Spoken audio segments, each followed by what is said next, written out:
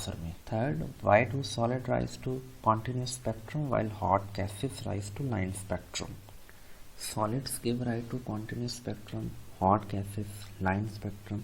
Actually solids के अंदर होता क्या है कि एटम्स और मॉलिक्यूल्स आपस में बड़ा क्लोजली पैक होते हैं। कुछ इस तरह से मॉलिक्यूल्स और एटम्स आपस में पैक होते हैं।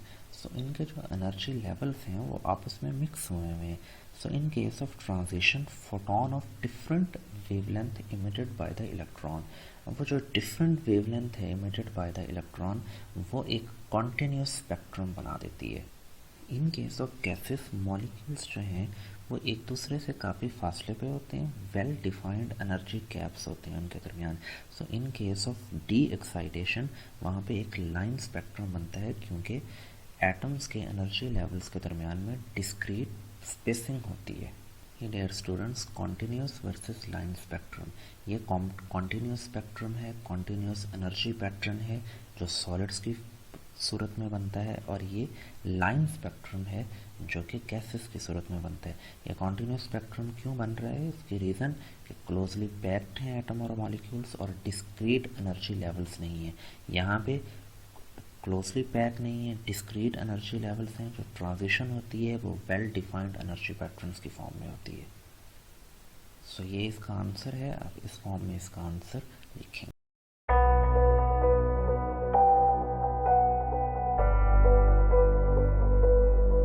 Of atom.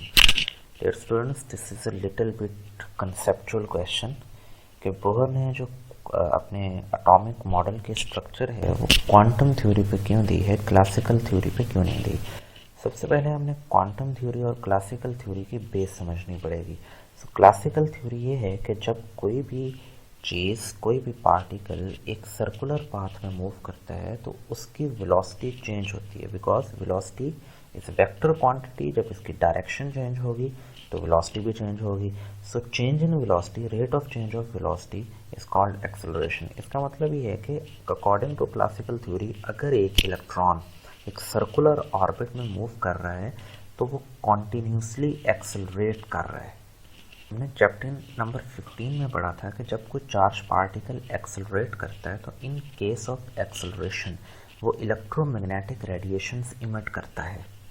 देखें स्टूडेंट्स, एक बोहर एटॉमिक मॉडल हमने यहाँ पे लिया है। ये इसका एक इलेक्ट्रॉन है, जो electron around the nucleus Aahista Aahista revolve कर रहा है।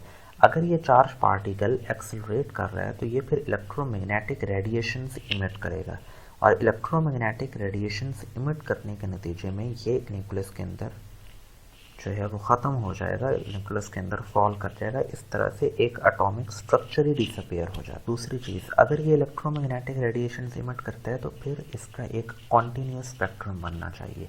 लेकिन कोई भी चीज़ जो इलेक्ट्रोमैग्नेटिक रेडिएशन इमिट करती है वो डिस्क्रीट एनर्जी स्पेक्ट्रम में नहीं होती। लेकिन हाइड्रोजन एटम का हमने देखा कि इसका एक कॉन्टीन्यूस स्पेक्ट्रम नहीं बनता, इसका एक लाइन स्पेक्ट्रम बनता है।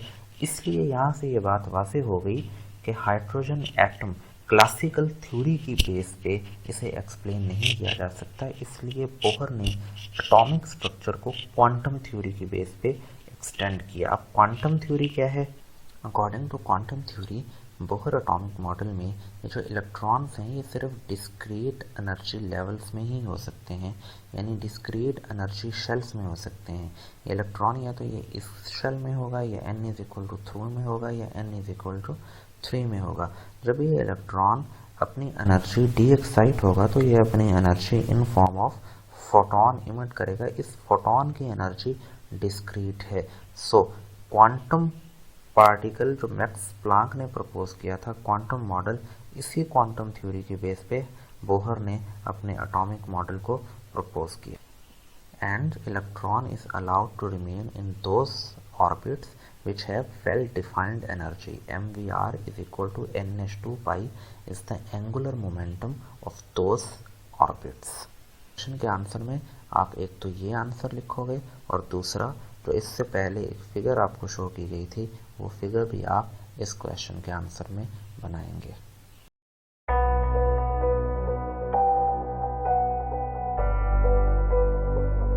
आप इस क्वेश्चन के आंसर में बनाएंगे। So next question is optical pumping. Optical pumping is the process in which we provide a particular energy E is equal to hf to excite the atom from ground state to higher energy states. For example हमारे पास कुछ electrons हैं जो ground state में हैं और हम चाहते हैं कि इलेक्ट्रॉन्स यहाँ पे हायर एनर्जी स्टेट्स में चले जाएं सो इसके लिए हमें इन इलेक्ट्रॉन्स को कुछ एनर्जी देनी होगी जो एनर्जी इन दो एनर्जी शेल्स के डिफरेंस के इक्वल होगी। इस काम के लिए हमें इनको जो एनर्जी देनी होगी इस प्रोसेस को हम कहते हैं ऑप्टिकल पंपिंग। ऑप्टिकल पंपिंग के कई प्रोसेस टेक्निक्स हैं लाइक इलेक्ट्रॉनिक पंपिंग, थर्मोआयनिक पंपिंग और optical pumping. It can be seen through this arrangement that अब इस इलेक्ट्रॉन को यहाँ पे कोई एक पर्टिकुलर एनर्जी दी हमने और ये इलेक्ट्रॉन अपने हायर एनर्जी स्टेट में चला गया। इस प्रोसेस को हम ऑप्टिकल पंपिंग कहते हैं। इस क्वेश्चन के आंसर में आप ये वाला आंसर और ये फिगर आप बनाओगे। Next question is what is breaking radiation. So breaking radiations की टर्म जो है वो एक्सरेज के प्रोडक्शन में यूज़ की जाती है। We know that X rays is produced by the deceleration of fast moving electron by the target material. जब कोई फास्ट मूविंग इलेक्ट्रॉन आके एक टारगेट मटेरियल से टकराएगा और फर्स्ट कोलिजन में ही अपनी सारी की सारी एनर्जी वेस्ट कर देगा तो इस प्रोसेस से जो एक्स रेज बनेंगी उन्हें ब्रेकिंग रेडिएशंस कहा जाता है और ये एक्स रेज एक लाइन स्पेक्ट्रम पे कंसिस्ट होंगी। अगर ये fast moving electron single collision में अपनी पूरी की पूरी एनर्जी नहीं देता बल्कि डिफरेंट कोलिजन्स में देता है बट एक से ज़्यादा सेवरल कोलिजन्स के अंदर अपनी एनर्जी देता है तब ये एक लाइन स्पेक्ट्रम नहीं बनेगा, कॉन्टिन्यूस स्पेक्ट्रम बनेगा और उन एक्स रेज को हम कॉन्टिन्यूस एक्स रेज कहते हैं। ये चैप्टर नंबर 20 के अंदर एक्स रेज की 19 चैप्टर में एक्स रेज की प्रोडक्शन के आर्टिकल में इस शॉर्ट क्वेश्चन को डिस्कस किया था जिसमें क्वेश्चन ये था differentiate between continuous X rays and the characteristics X rays. So continuous X rays वो होती हैं जिसमें एक fast moving electron several collisions के अंदर अपनी एनर्जी देता है और ब्रेकिंग रेडिएशंस या कैरेक्टरिस्टिक्स एक्स रेज या ब्रीमस्टॉलिंग एक वर्ड यूज़ किया जाता है। ये रेडिएशन तब होती हैं जब एक फास्ट मूविंग इलेक्ट्रॉन एक सिंगल कोलिजन में अपनी सारी की सारी एनर्जी को लूज़ कर देता है। सो आप ये क्वेश्चन और उसके साथ ये डायग्राम और साथ ये मैथमेटिकल रिलेशन भी लिखेंगे। ये मैथमेटिकल रिलेशन और इसकी डेरिवेशन चैप्टर नंबर 19 में ये इंक्लूड है और 18 में भी इसको किया था। इसी के साथ एक्स रेज की प्रोडक्शन का आर्टिकल भी थोड़ा सा रिपीट कर लेते हैं। ये एक एवैक्यूएटेड ग्लास ट्यूब है, ये अरेंजमेंट यूज़ किया जाता है एक्स रेज की प्रोडक्शन में। सो कॉन्टिन्यूस एक्स रेज भी इसी से बनेंगी और ब्रेकिंग रेडिएशंस भी ऐसे ही बनेंगी। ये tungsten filament as a cathode हमने यूज़ किया था। ये एक बैटरी थी high voltage source 5000 kilo volt. ये एवैक्यूएटेड ग्लास ट्यूब है जो ग्लास की बनी हुई है और ये एक टारगेट मटेरियल है। ये कैथोड यूज़ किया जाता है for the production for the generation of electrons. ये अगर यहाँ से इलेक्ट्रॉन्स निकलेंगे और एक वो बीम की फॉर्म में आके इस टारगेट मटेरियल से आके टकराएंगे तो टारगेट मटेरियल से टकराने के नतीजे में यहाँ पे इलेक्ट्रॉन की डिसलरेशन होती है और उस डिसलरेशन वो जो डिसलरेशन है वो काज करती है इलेक्ट्रोमैग्नेटिक रेडिएशंस। हमने 15 चैप्टर में भी आर्टिकल पढ़ा था कि जब फास्ट मूविंग इलेक्ट्रॉन्स डिसलरेट होते हैं तो वो चार्ज पार्टिकल की डिसलरेशन इलेक्ट्रोमैग्नेटिक रेडिएशंस बनाती है। सो ये चार्ज पार्टिकल की डिसलरेशन हुई और यहाँ पे इलेक्ट्रोमैग्नेटिक रेडिएशंस बनी है। इन इलेक्ट्रोमैग्नेटिक रेडिएशंस को हम एक्स रेज कहते हैं।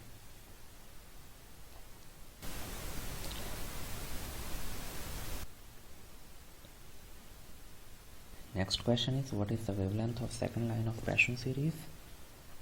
एक डी एक्साइटेड इलेक्ट्रॉन है जैसे डिफरेंट ऑर्बिट के अंदर शो किया हुआ है।